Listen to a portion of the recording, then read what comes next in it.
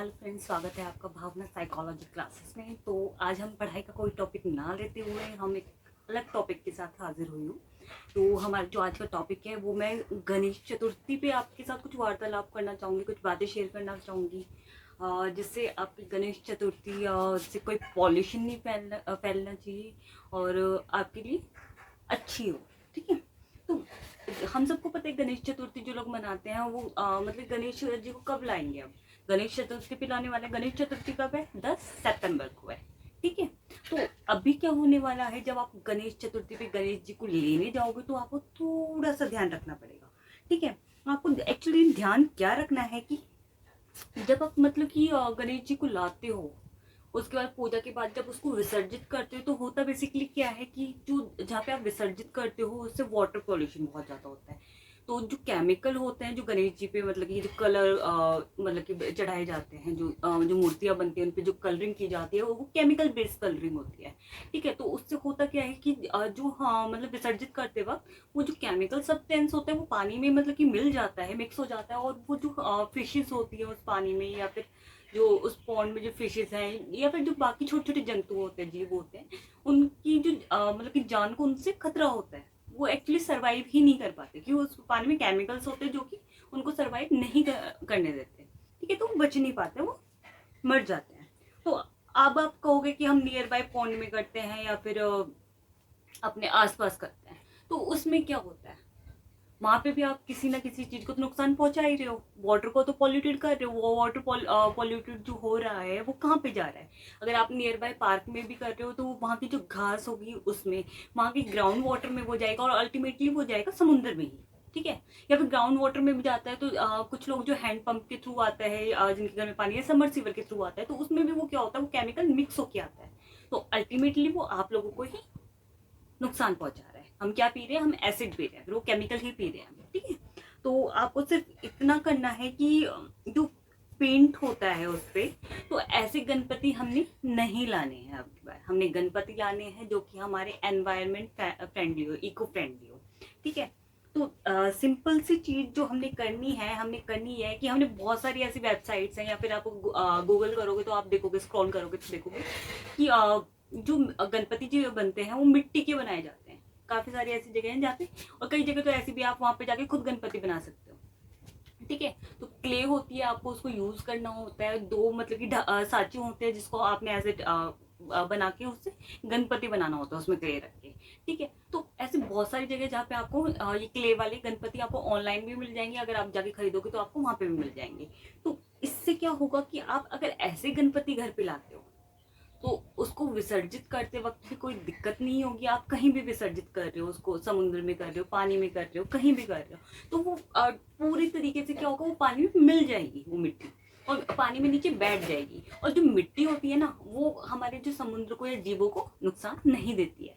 ठीक है। हमारी जो एनवायरनमेंट है उसको भी वो नुकसान नहीं देती है। प्लस में जो हम पानी पीते हैं उसमें वो मिट्टी नीचे बैठ जाती है, वो कभी नुकसान नहीं देती, वो फिल्टर करती है एक तरह से पानी को।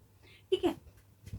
तो और जो सेकंड चीज मैं आपको बताना चाहती हूँ कि क्ले के अलावा भी आप ऐसा कर सकते हो कि आप ऑनलाइन क्ले मिलती है, मिट्टी बनती है, जिसके बर्तन बनते हैं एक्चुअली, मटके वगैरह जो लोग खरीदते हैं, सुराही खरीदते हैं, तो ऐसी मिट्टी का आप यूज कर सकते हो। आप ऑनलाइन मिट्टी मंगवा सकते हो, आप घर पे भी बना सकते हो। जो लोग थोड़ा सा क्रिएटिव करना चाहते हैं वो क्या कर सकते हो, वो घर पे भी मंगवा सकते हैं ये चीजें। ठीक है। आप घर पे ट्राई करो, आप घर पे बनाओ, है कि नहीं? तो जितनी श्रद्धा से आप बनाते हो आप बना सकते हो।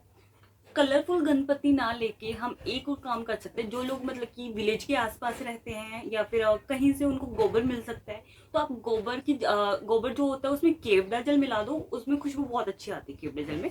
तो उसमें क्या होगा, जो गोबर की गणपति आप बना सकते हो। ठीक है। और अगर आपको कहीं से ये मिल सकता है तो आप मतलब किसी से बनवा भी सकते हो। अगर आपको कोई लगता है कोई क्रिएटिव है तो आप उनसे बनवा सकते हो। ठीक है। तो इसमें होगा क्या, ये जल भी अगर आप पार्क में अपने ये गमले में मतलब विसर्जित करते हो गणपति को, तो वो क्या होगा, वो अल्टीमेटली आपकी जो पार्क है या फिर जो पौधे हैं वहां पे उनका खाद का काम करेगा, और वहां की जो मिट्टी है उसको उपजाऊ भी बनाएगा। और ये ऐसी चीज है जो मतलब जो प्रकृति है उसको नुकसान नहीं देती। ठीक है।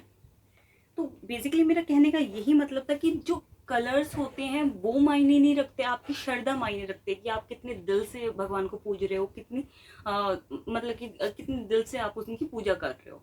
ये नहीं मायने रखता कि वो कितने मतलब कि कलरफुल हैं या फिर कितनी कॉस्टली आपने कोई चीज़ खरीदी है। छोटी छोटी चीज़ें हैं, इनको हम ध्यान रखेंगे तो होगा क्या कि हमारा जो एनवायरनमेंट है वो बहुत अच्छा रहेगा। ठीक है।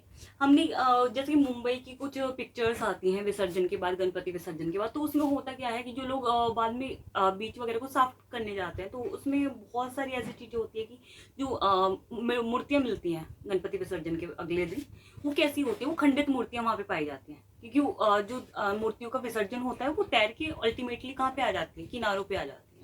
ठीक है। जो लोग उनको मतलब साफ करते हैं उनके दिल भी दुखते हैं कि यार पहले दिन हम गणपति को विसर्जित करके आते हैं और अगले दिन मतलब खंडित मूर्तियां उठाते हैं उनकी, तो अच्छा नहीं लगता। तो अगर हम इको फ्रेंडली गणेशा यूज करेंगे, ऐसे गणेशा मतलब यूज करेंगे, मतलब कि ऐसे गणेशा को अपने घर पे लाएंगे, विसर्जन करेंगे ऐसे गणेशा को, तो वो क्या होगी, वो मिट्टी अल्टीमेटली समुद्र में नीचे चली जाएगी। तो विसर्जन का जो आपका जो मीनिंग है वो फुलफिल हो जाएगा वहां पे। ठीक है। ना कि वो किनारों पे आएगी और हमें भगवान की ऐसी चीज भी नहीं देखनी पड़ेगी। अब आप खुद सोच के देखिए कि आप जो विसर्जन करते हो उससे इतने जीवों का मतलब कि विनाश होता है, इतने जीव मर जाते हैं, तो आपके गणपति बप्पा कैसे खुश हो सकते हैं? नहीं होंगे वो खुश इस तरीके से, क्योंकि आप उन्हीं की प्रकृति को, उन्हीं के जीवों को नुकसान पहुंचा रहे हो। तो आपको सिंपल सी चीज करनी है, आपके बाद आपको इको फ्रेंडली गणपति बप्पा लेके आने घर पे, और कोशिश करना अगर कुछ क्रिएटिव करना चाहते हो तो अपने घर पे ही ऐसे करना।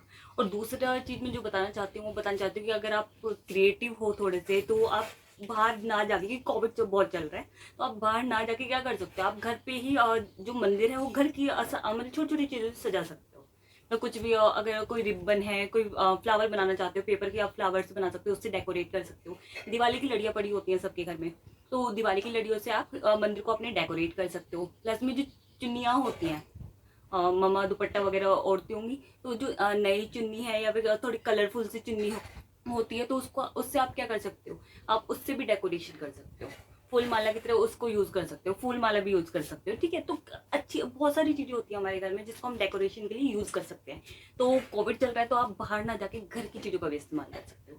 तो आज मैं ज़्यादा लंबी वीडियो नहीं बनाने वाली, मैं सिर्फ मेरा आपका ये जो वीडियो बनाने का पर्पस था वो यही था कि आप सबके साथ ये बात शेयर करूँ, ताकि ज़्यादा से ज़्यादा लोग जो हैं वो इसको देखें और मतलब कि इसको फॉलो करेंगे। तो हाँ, अल्टीमेटली हो क्या रहा है कि हम अपने ही प्रकृति को बचा रहे हैं और गणपति बप्पा को अपने घर ला रहे हैं, वो भी बहुत ही अच्छे तरीके से। ठीक है। और उनको जो हम विदा करेंगे वो भी हम उतनी ही धूमधाम से करेंगे, ना कि हम मतलब किसी चीज़ को नुकसान पहुंचा के करेंगे। तो धन्यवाद, थैंक यू।